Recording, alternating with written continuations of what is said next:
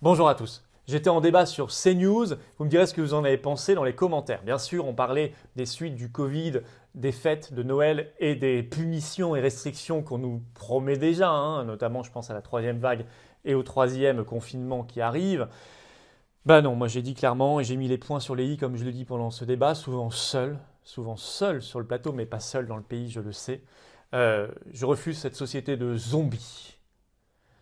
Vers quelle société on nous emmène? J'ai eu ce cri du cœur et j'ai pensé à tous ceux qui me regardent et tant d'autres qui ont le même cri du cœur et qui ne peuvent pas le dire avec les mêmes moyens d'expression. Ben moi, je l'ai dit pour vous. Et j'ai fait des propositions très concrètes sur le traitement, la prévention, zinc, ivermectine, hydroxychloroquine et tout le reste. Et j'ai dit, je refuse que nous soyons enfermés dans le duo infernal confinement-vaccin. On a parlé de plein de choses, j'ai essayé d'être très concret. Face à moi, j'avais notamment une porte-parole d'En Marche, vous verrez. Bon, ils sont tous faits sur le même moule. C'est toujours la suffisance, l'arrogance, l'invective. Jamais d'argument de fond. Jamais, jamais, jamais. C'est vraiment toujours le même moule. Donc, ce moule de l'oligarchie, les héritiers, les parvenus. Et vous voyez, devant cette suffisance et ce manque de bon sens total, ça m'a donné envie de me mobiliser encore plus et de le faire avec vous. Voilà, et on va se mobiliser, on fera un grand événement national début 2021. Et tant pis si on est un peu seul dans la vie politique française, nous on peut se regarder dans un miroir et on peut prendre nos responsabilités. Alors moi je vous attends à mes côtés, à nos côtés. Prenez cette carte orange d'adhérents aux Patriotes. Le lien pour adhérer aux Patriotes se trouve sous la vidéo en description. Également, il se trouve en commentaire épinglé et en fin de vidéo. En fin de débat, vous pourrez cliquer directement sur l'écran pour nous rejoindre. Ceci est un passeport pour le bon sens, un passeport pour la liberté, pour la résistance, un passeport pour la France. Prenez-le, c'est quand même mieux que le passeport vert dont nous avons également parlé ce matin. Allez, bon débat et vive la France.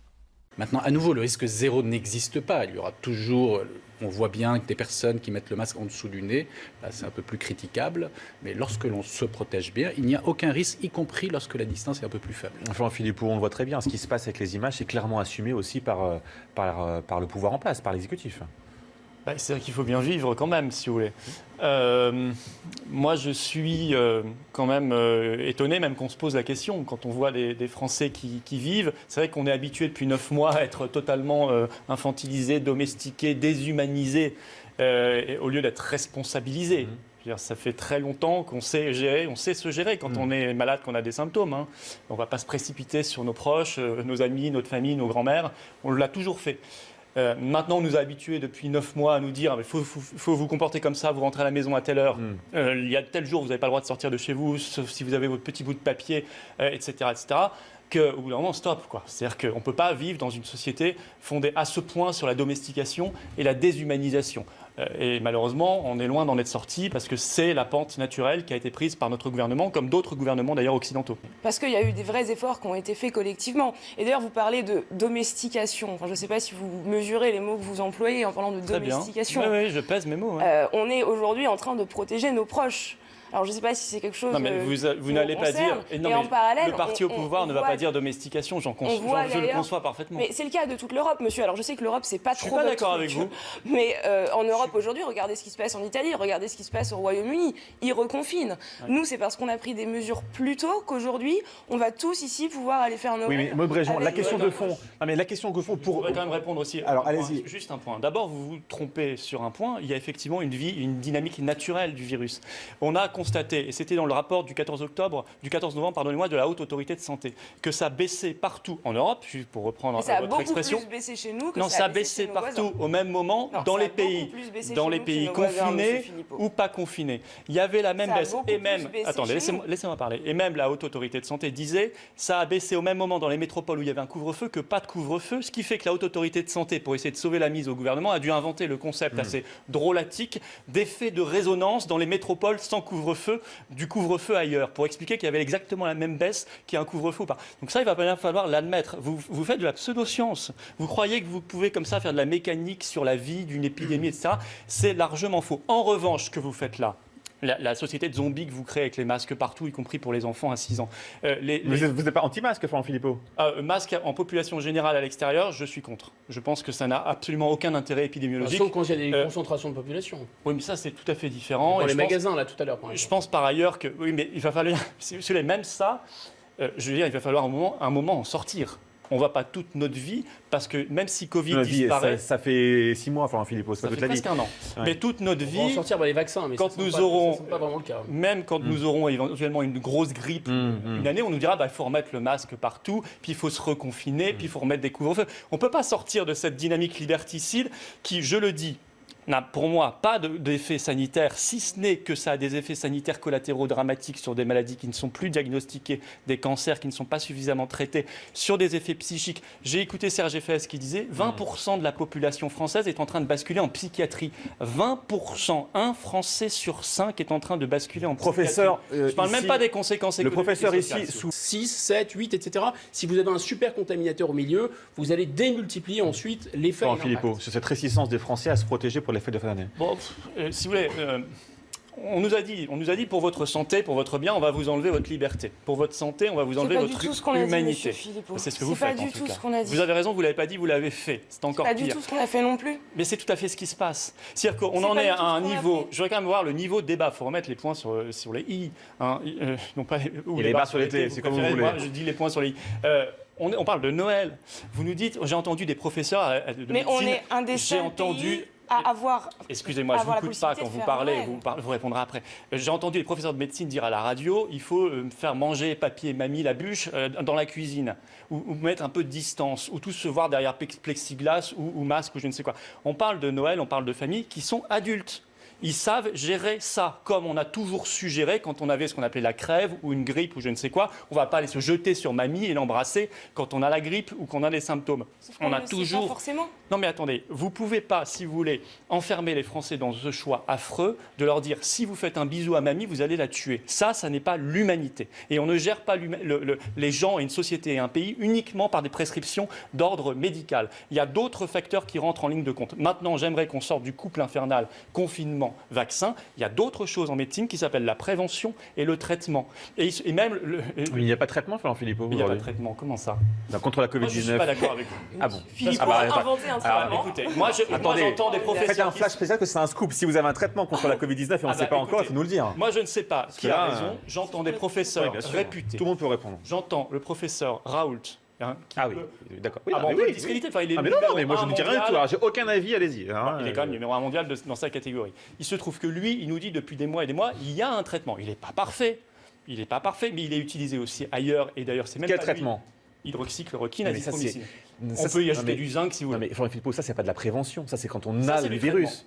C'est Non, quand mais on a le virus Si vous en voulez qu'on nous. parle de prévention, on peut parler aussi de Mais prévention. non, mais c'est ça, Mais- l'objectif, c'est Moi, la prévention. je veux dire, l'essentiel de la prévention, c'est de favoriser notre système immunitaire. Je pense que le médecin ne sera pas en désaccord avec moi, le médecin qui est sur le Mais plateau. ça ne se soigne pas à coup de béroca. Hein, Ah, mais vous voyez ce que en je tout veux cas, dire, un système c'est- immunitaire, vous n'allez pas le renforcer avec le stress qu'on est en train de générer sur la société et en empêchant les gens de prendre l'air, de sortir, de faire du sport parce qu'on a fermé les salles de sport depuis 6 mois. Ça, c'est sûr que vous n'allez pas renforcer le système immunitaire des gens. Mais pour le reste, sur le traitement, moi je suis désolé, il y a des professeurs qui parlent de l'ivermectine, il y a l'OMS qui parle de l'ivermectine, il y a Raoult qui parle de hydroxychloroquine, azithromycine. Moi je veux bien qu'on dise ce sont des charlots, mais ces charlots-là, il se trouve que dès le mois de mars, eux disaient que Remdesivir, ça marchait pas.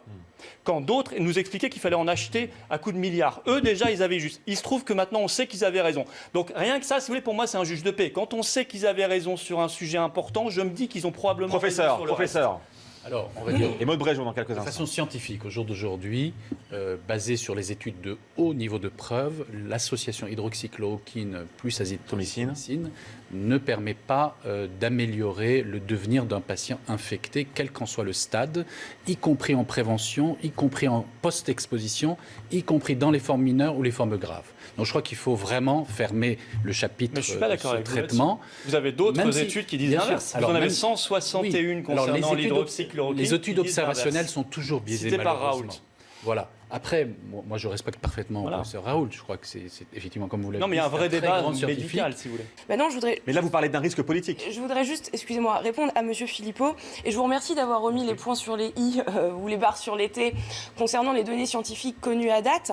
Que vous doutiez, que vous remettiez en cause les thèses qui sont portées par tous les grands scientifiques français, européens et mondiaux, c'est tout à fait Non, mais votre... je vous en ai c'est cité tout à justement fait- des grands. C'est tout à fait Je votre vous en ai droit. cité des grands. Laissez-moi terminer. C'est Bah, tout à fait votre droit.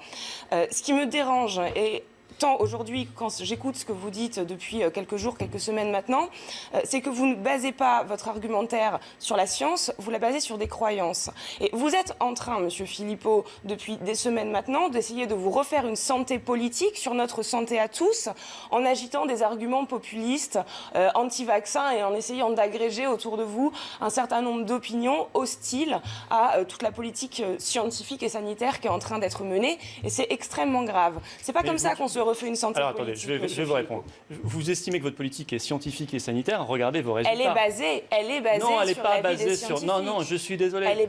Bien sûr que si. Non, quand on entend... Mais la haute autorité de santé, c'est qui dedans? Mais la haute autorité de santé qui nous dit qu'il y a un effet de résonance du couvre-feu dans les métropoles où il n'y a pas de couvre-feu, c'est pas de la science. Ça, si vous voulez, c'est du niveau des saignées du Moyen-Âge. C'est de la croyance. Alors moi, vous me dites... Attendez, je vous ai écouté, je vous réponds. Vous me dites, je ne vous parlez pas de science, etc. Je vous cite professeur Raoult. Je peux vous en citer d'autres, si vous voulez. Je peux citer la Pitié-Salpêtrière, monsieur Perromort, le professeur Perromort, il dit à peu près la même chose que moi. C'est pas un guignol, c'est des gens que vous devez quand même aussi écouter. Donc je pense que vous devriez être plus modeste sur vos résultats. Ils n'ont pas été écoutés, ils le disent eux-mêmes. Vous devriez être plus modeste sur vos résultats. Considérez, vous savez que votre gouvernement a porté la politique, par exemple, du Remdesivir avec l'Union européenne qui en a acheté pour 1 milliard en octobre, ce qui est un véritable scandale. Il faudrait une enquête là-dessus, alors qu'on savait que c'était inefficace, voire dangereux. Votre gouvernement nous a dit partout le Remdesivir, c'est formidable. Pendant ce temps-là, d'autres professeurs, dont ceux que j'ai cités, disaient ça ne fonctionne pas depuis 6 mois. Dans un débat. Je suis pas non, mais attendez, c'est important. C'est important parce que la DGS, Direction Générale de la Santé, envoyait des mails aux hôpitaux en disant on vous refuse. Vous savez quoi? Non, si, c'est le sujet. C'est la façon dont vous instrumentalisez le débat. J'instrumentalise rien du tout, madame. Je remets de la rationalité là où vous mettez de l'obscurantisme et de la pseudo-science. Professeur Guillaume Bigot. Guillaume Bigot. L'obscurantisme, c'est quand même la Guillaume Bigot, on essaie d'avancer. Est-on là clairement face à un relâchement de certains, alors qu'on demande à tous de faire des efforts? Plus généralement, est-ce que ça doit nous inquiéter à quelques jours du réveillon du 31 décembre? Florent Philippot va me dire, on peut vivre, monsieur Lequertier, on peut encore boire dans la rue. Non mais regardez, le terme relâchement, en fait, c'est pas vous qui l'avez inventé, on l'entend dans toutes les bouches des ministres depuis des mois, c'est insupportable. J'ai l'impion que c'est le collégien face au pion mais ou le carnet de notes. Ces images-là, Florent Philippot, ça vous offusque pas? C'est pas plus choquant que les dîners de l'Élysée où ils sont 12, et voilà, et puis sauf qu'on le savait pas, on l'a su parce que... tout à fait la même chose quand même. Écoutez, regardez à Monaco. À Monaco, les restaurants sont ouverts, ils sont pleins, il y a eu des reportages. L'exemple de Monaco, vous dites oui, mais c'est intéressant scientifiquement. Monaco, il y a une densité 154 fois supérieure à celle de la France, et il y a 12 fois moins de mortalité par habitant. Et vous Pourtant, ils n'ont rien fermé. Avant de fermer les restaurants, on avait 50 000 cas par jour. Non mais attendez, donc je vous dis, il y a des pays qui n'ont pas confiné, qui n'ont jamais fermé. Le fait est que le virus, il est bien là. L'extrême-orient, l'Asie du Sud-Est, Corée du Sud, Japon, etc., ils n'ont pas confiné, ils n'ont pas fermé. Par contre, c'est vrai qu'ils ont 2 fois plus de lits de réanimation qu'en France, parce que nous, vous en avez fermé des milliers. Vous passez uniquement sur les lits de réanimation. Attendez, laissez-moi juste finir une phrase. Vous savez, c'est quand même le débat. Je sais qu'En Marche n'aime pas trop la démocratie. Bah oui, j'ai entendu une députée En Marche hier dire comment ose-t-on critiquer le président de la République. C'était amusant. Bon, alors moi, je suis loin d'être le président de la République, mais écoutez-moi quand même. Je vous dis, il y a des pays qui n'ont pas confiné. C'est vrai qu'ils ont investi dans les antiviraux. C'est vrai qu'ils ont des lits. C'est vrai qu'ils ont fermé immédiatement leurs frontières quand il fallait, de manière hermétique, quand il fallait la fermer. Là, par exemple, j'entends que les Pays-Bas ferment leurs frontières par rapport au Royaume-Uni parce qu'il y a une nouvelle souche. Et nous, on va fermer notre frontière par rapport au Royaume-Uni ou on va encore attendre, puis à la fin dire aux Français, vous restez chez vous parce que la nouvelle souche qui est venue du Royaume-Uni. Guillaume Bigot. Donc moi, j'aimerais, si vous voulez, qu'on sorte de cette psychose et de cette culpabilisation en disant aux Français, arrêtez de vous relâcher, vous pouvez plus prendre l'apéro, etc. C'est invivable, ça n'est pas humain et ça n'est pas scientifique. Il n'aura fallu que 39 minutes pour que vous demandiez la fermeture des frontières. Vous avez quand même fait... Vous avez attendu un peu. Mais vous êtes contre maintenant, il faudrait savoir votre position sur les frontières, j'y comprends plus rien. Guillaume Bigot. Parce que parfois, Macron nous dit que c'est très bien les frontières, d'autres fois, sur les images d'hier, au grand parc. Florent Philippot. Non, mais moi, je ne suis pas tout à fait d'accord, je pense qu'il y a une vie. Voilà, il y a une vie. Vous savez, on peut aussi contaminer. Là, on peut malheureusement avoir, peut-être sans le savoir, on est positif, on a un postillon, puis quelqu'un va passer, il va le prendre, il va se contaminer. Je veux dire, mais il faut arrêter quand même au bout d'un moment. Enfin, Philippot, là, on est sur... Vers où on nous mène? Non, mais là, on est sur réduire le risque. Le risque, bien sûr que c'est. Bien sûr qu'on sait que le risque... Attendez, vous imaginez... Attendez, je finis. Vous imaginez la situation... Bien sûr, Maud Brejon, allez-y. Sinon, je... Vous parlez beaucoup, Simone Brejon, allez-y. On ne peut pas être dans une société, si vous voulez, de réduction permanente du risque, en croyant d'ailleurs qu'on a un impact extraordinaire sur la propagation du virus. On va aller vers où avec ce genre de raisonnement? Moi, j'entends vers où on va aller. J'ai entendu la proposition de la députée Six UDI, qui vous soutient, je crois, et qui a proposé un passeport vert, c'est-à-dire un passeport vert, idée reprise par d'autres députés depuis, de dire que vous avez le droit d'aller dans les restaurants, dans les musées, dans les théâtres, dans les cinémas, peut-être demain de contracter un emprunt en banque, etc., uniquement si vous êtes vacciné Covid. Ouais. Ça peut être ce qu'on appelle une réduction maximale du risque. Mais vous vous rendez compte de la société fasciste totalitaire vers laquelle on va aller et qu'on va construire. Mais là, Florent Philippot, là on parle de choses très précises. Là, on parle de comportement à quelques jours de fête de fin d'année où on côtoie des personnes âgées qui sont eux un risque. Vous voyez ce que je veux dire? Est-ce qu'on connaît leur vie? Est-ce qu'on ne sait pas s'ils sont suffisamment intelligents pour pas ensuite aller embrasser leur grand-mère? Voilà. Est-ce qu'on ne peut pas à un moment se faire confiance un tout petit peu aux gens, arrêter de les chaperonner, de vouloir les domestiquer? Je sais que vous n'aimez pas le mot, mais c'est le terme. Parce que ce sont simplement des jeunes qui dehors prennent un apéro. Enfin, mon Dieu, dans quelle société on va vivre? Est-ce que ça vous agace? Plus on brasse, plus ça monte, plus l'impact sur l'hôpital est fort. Et vraiment, il faut tout faire pour le limiter au maximum. Florent Philippot vous répond. Non, ce n'est pas forcément pour répondre à monsieur, mais je vais simplement dire, moi je suis élu conseiller régional du Grand Est, je connais bien la problématique et j'ai entendu il y a quelques mois le directeur de l'ARS Grand Est dire que la fermeture prévue des lits, notamment à Nancy, allait continuer. Il avait été limogé à ce moment-là, il vient d'être réintégré. Il se trouve que M. Véran, en réalité, n'a créé aucun lit. Il y a eu une enquête de France 2 là-dessus. Les 700 lits durables qu'il a annoncés sont en fait tout à fait éphémères. Pas un seul lit n'a été créé depuis le mois de mars. Et les prévisions de fermeture de lits vont continuer. Et rien n'est même encore décidé, je peux vous le dire comme élu du Grand Est, concernant Nancy, où il pourrait même encore fermer des lits. Donc vous voyez, la politique d'austérité, elle continue. Donc vous dites, oui, il faut vivre, parce que de toute façon, il faut vivre dans un pays. Sinon, on meurt tous, par définition. Mais je ne dis pas que ça. Je dis qu'à côté, il faut investir dans notre système de santé, dans la prévention et le traitement, dans des machines modernes, comme ils le font en Corée du Sud, les UV ou au Japon, pour éliminer le virus des trains, des métros tous les soirs ou des bus, sur les purificateurs d'air qu'on met dans les salles de classe, qu'ils font également en Allemagne et en Extrême-Orient. Il faut être un pays moderne. Mais attention de ne pas tuer la psychologie des gens. La démoralisation du pays va à vitesse galopante, est extrêmement inquiétante. L'état psychiatrique du pays devient inquiétant. Et je ne parle même pas, parce qu'on n'en a pas parlé aujourd'hui, de l'état économique et social. Nous sommes en train de tuer des métiers, des filières entières qui font non seulement des emplois, mais qui sont aussi l'âme de notre pays. Les petits restaurants, les petits commerces et l'art et la culture et l'événementiel, c'est aussi l'âme de la France qu'on est en train de saccager. Disait le docteur, je voudrais juste revenir encore une fois sur ce que vous dites, Monsieur Philippot, depuis le départ. Sur la fermeture des lits? Non, sur le fait que vous allez le faire ou pas? Laissez-moi terminer. Sur le fait que vous alimentez des polémiques depuis le début de cette crise. Mais quelle polémique? Que vous faites dans des votre tête, je ne dis que des propositions. Vous faites des rassemblements où vous êtes 80, comme vous avez encore fait il y a 2 ou 3 jours. Nous étions. Oui, au Trocadéro, ils étaient 300 000 avec Fillon, on connaît l'histoire. Où vous expliquez, j'ai écouté votre discours, que la Macronie tue plus que le virus. Je ne sais pas si vous imaginez ce que vous êtes en train de dire. Moi, ce que je pense, Monsieur Philippot... Je le pense. On a encore le droit de le dire ou on va en prison quand on dit ça? Vous avez tout à fait le droit de le dire. En revanche, un petit peu d'humilité. Vous êtes en train, encore une fois, de vous refaire une santé politique sur notre santé à tous. Regardez votre résultat. Honnêtement, votre résultat économique, social, sanitaire, culturel, il est catastrophique. Tous les pays d'Europe. Sécuritaire. Monsieur un tout petit Philippot, peu d'humilité quand on est au pouvoir aujourd'hui en France. La dernière fois que vous êtes présenté à des élections européennes, vous avez fait 0,65%. C'est moins que le parti animaliste, alors qu'ils avaient mis un chien sur leur affiche. Ne les méprisez pas. Moi, j'ai eu le mérite d'y aller, madame. Et vous avez fait quoi Moi, je dans votre vie? Moi, je suis liste Le Valois-Perret. Oui, vous avez fait quoi?